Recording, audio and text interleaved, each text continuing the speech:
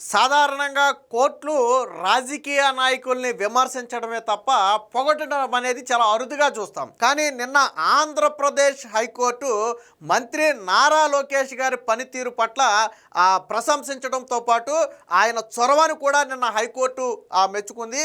ఇదే సమయంలో లోకేష్ గారు అంత బాగా పనిచేస్తుంటే కింది స్థాయి అధికారులు మాత్రం నిర్లక్ష్యంగా వ్యవహరిస్తూ అటు లోకేష్ గారికి ఇటు శాఖకు ప్రభుత్వానికి కూడా చెడ్డ పేరు తీసుకొస్తున్నారు. ఆయన అంత చక్కగా అంత యాక్టివ్గా వ్యవహరిస్తున్నప్పుడు ఎందుకు అధికారులు ఇంత నిర్లక్ష్యంగా ఉంటున్నారని చెప్పి నేను హైకోర్టు కూడా మాట్లాడటం జరిగింది. సో అసలు విషయానికి వస్తే ఎన్టీఆర్ జిల్లా కొండూరు కేజీబీవి పాఠశాలలో గతంలో ఎలుకలు సంచరిస్తున్నాయి, అక్కడ కొంతమంది విద్యార్థినీలను ఎలుకలు కొరికాయి అన్న ఘటనకు సంబంధించి కోర్టులో వాదన కూడా వచ్చింది. సో దానికి సంబంధించి నారా లోకేష్ వెంటనే స్పందించడంతో పాటు కలెక్టరు, జాయింట్ కలెక్టర్తో పాటు మొత్తం విద్యాశాఖ అధికారులందరూ కూడా ఆ పాఠశాలకు వెళ్ళటం, ఏం జరిగిందో పరిశీలించి వెంటనే చర్యలు తీసుకోవడంతో ఆ రోజు నుంచి ఇంకా ఆ సమస్య పూర్తిగా మాసిపోయింది. ఇంకా అంటే ఎలుకలు అనే సమస్య లేదు, పైగా అంతకు ముందు ఉన్నటువంటి చిన్న చిన్న సమస్యలను కూడా మొత్తం పరిష్కరించడంతో అక్కడ విద్యార్థినీలందరూ కూడా చాలా హ్యాపీగా ఉన్నారు.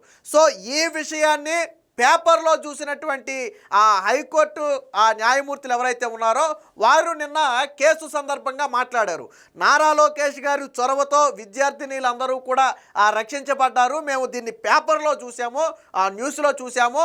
సో ఇదొక మంచి నిర్ణయం, లోకేష్ గారు అంత చొరవగా స్పందించడం అనేది అభినందించదగ్గ విషయమని నిన్న చెబుతూనే అదే కేజీబీవి పాఠశాలల్లో వైసీపీ హయాంలో కొంతమంది పోస్ట్ గ్రాడ్యుయేట్ సంబంధించి ట్రైనీలుగా ఎవరైతే పనిచేస్తున్నటువంటి అంటే సర్వశిక్ష అభియాన్లో భాగంగా కేజీబీవీలో పనిచేస్తున్నటువంటి కొంతమందిని జగన్మోహన్ రెడ్డి నిర్దాక్షిణ్యంగా తొలగించాడు.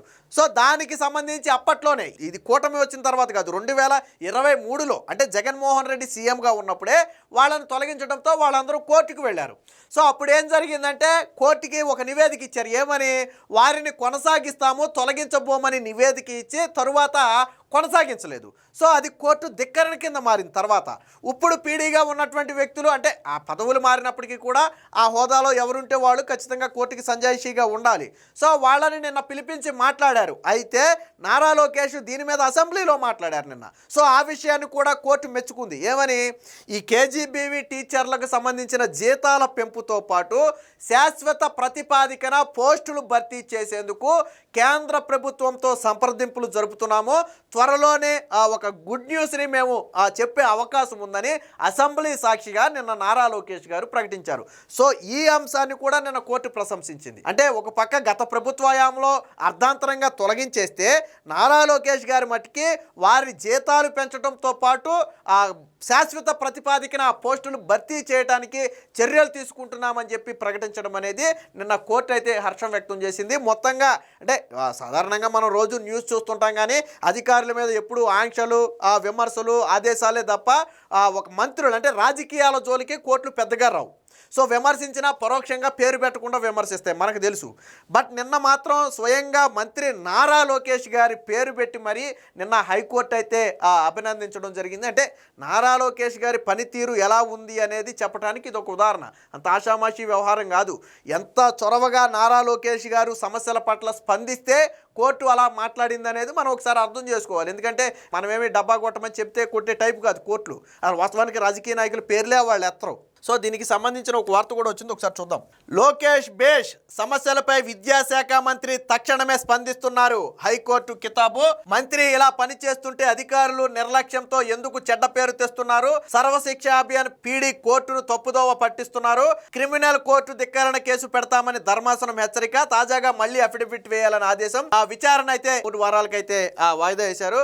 సో రాష్ట్ర విద్యాశాఖ మంత్రి లోకేష్ పనితీరును హైకోర్టు ధర్మాసనం ప్రశంసించింది. ఎన్టీఆర్ జిల్లా కొండూరులోని కస్తూరిబా గాంధీ బాలికల విద్యాలయం అంటే కేజీబీవీలో విద్యార్థినీలను ఎలుకలు కొరికిన ఘటనపై తక్షణమే స్పందించారని గుర్తు చేసింది. ఆయన అదే ఆదేశాలతో జిల్లా కలెక్టరు, జాయింట్ కలెక్టర్తో పాటు జిల్లా యంత్రాంగం అంతా ఘటన స్థలానికి చేరుకుని విద్యార్థులను ఆదుకున్నారని పేర్కొంది. కేజీబీవీలో పనిచేస్తున్న బోధనా సిబ్బందికి జీతాలు పెంచడంతో పాటు శాశ్వత ప్రతిపాదికన పోస్టులు భర్తీ చేయడంపై కేంద్రంతో చర్చిస్తున్నామని శాసనసభలో ఆయన ప్రకటించారు. ప్రకటన చేసినట్లుగా పత్రికల్లో చూసాం. మంత్రి ఈ విధంగా పనిచేస్తున్నప్పుడు కొందరు అధికారులు మాత్రం నిర్లక్ష్యంగా వ్యవహరిస్తూ ఆ ప్రభుత్వానికి ఎందుకు ఆ చెడ్డ పేరు తెస్తున్నారని చెప్పి మాట్లాడటం జరిగింది. అంటే ఇదేదో నారా లోకేష్ గారి ఇష్యూ అనేది స్వయంగా వాళ్ళు చూసిన తర్వాత మాట్లాడినటువంటి మాటలు ఇది ఎందుకు మాట్లాడాల్సి వచ్చిందంటే నిన్న ఎడ్యుకేషన్కి సంబంధించి నిన్న హైకోర్టులో ఈ కేసు విచారణకు వచ్చింది కాబట్టి మీ శాఖ మంత్రి అయినటువంటి నారా లోకేష్ అంత అద్భుతంగా పనిచేస్తున్నారు. మేము ఆల్రెడీ వార్తా కథనాల్లో చూసాం. కేజీబీవీ టీచర్లనేమో గతంలో తొలగించారు. వాస్తవానికి ఈ ప్రభుత్వానికి మనం అంటగట్టడం కుదరదు. అది గత ప్రభుత్వంలో అర్ధాంతరంగా తొలగిస్తే అదే ఉద్యోగుల జీతాలు పెంచడంతో పాటు శాశ్వత ప్రతిపాదికన వాళ్ళని కొనసాగించే ప్రయత్నం జరుగుతుంది. ఇంకో పక్క విద్యార్థి సమస్యలు ఎక్కడున్నా కానీ నారా లోకేష్ స్పందిస్తున్న తీరు అభినందనీయం. మేము వార్తా కథనాల్లో చూస్తూనే ఉన్నాం. సో ఇలాంటి శాఖలో మీలాంటి అధికారుల వల్ల ఆయనకు కూడా చెడ్డ పేరు వస్తుంది, ఎందుకు మీరు ఇలా ప్రవర్తిస్తున్నారని చెప్పి నిన్న ఆ కోర్టు అయితే అధికారుల మీద కొద్దిగా ఆగ్రహం అయితే వ్యక్తం చేసింది. సో విషయం ఏంటంటే కేజీబీవీ పీజీటీల నియామకానికి సంబంధించి సింగిల్ జడ్జి ఉత్తర్వులను అమలు చేస్తామని ఇచ్చిన హామీ అమలు చేయకపోవడంపై సుమోటోగా కోర్టు ధిక్కరణ విచారణ అయితే చేపట్టారు. ఈ సందర్భంగా జరిగినటువంటి విచారణ ఇది. So Sarva Shiksha Abhiyan project director Srinivasa Rao వైఖరిని కూడా నిన్న కోర్టు అయితే తప్పుపట్టింది. దిగువ స్థాయి అధికారులను రక్షించే ప్రయత్నం చేస్తున్నారు. వాస్తవానికి ఎవరైతే కోర్టు ఆదేశాలను ధిక్కరించారో వాస్తవానికి ఇందులో శ్రీనివాసరావు పాత్ర ఉందా అంటే కింది స్థాయి అధికారుల మీద చర్యలు తీసుకోవాలి. ఎవరైతే గతంలో కోర్టుకి ఒక హామీ ఇచ్చి హామీని నెరవేర్చకుండా తప్పారో వాళ్ళ మీద చర్యలు తీసుకోవాల్సినటువంటి బాధ్యత ప్రాజెక్ట్ డైరెక్టర్ శ్రీనివాసరావుకు ఉంది. సో ఈయన మాత్రం కింది అధికారుల మీద చర్యలు తీసుకోలేదు అనేది నిన్న కోర్టు చెప్పినటువంటి మాట. సో అంటే కింది అధికారులను రక్షించే ప్రయత్నం జరుగుతున్నట్టుందిగా అని చెప్పి మాట్లాడటం జరిగింది.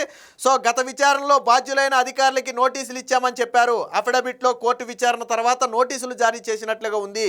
ఐఏఎస్ అధికారి ఉండి కోర్టును తప్పుదోవ పట్టిస్తారా? మీపై క్రిమినల్ కోర్టు ధిక్కరణ కేసు నమోదు చేస్తాం, తగిన చర్యలు తీసుకునే నిమిత్తం సిబ్బంది శిక్షణ విభాగానికి సిఫారసు చేస్తామని చెప్పి శ్రీనివాసరావును అయితే నిన్న హైకోర్టు అయితే హెచ్చరించడం జరిగింది.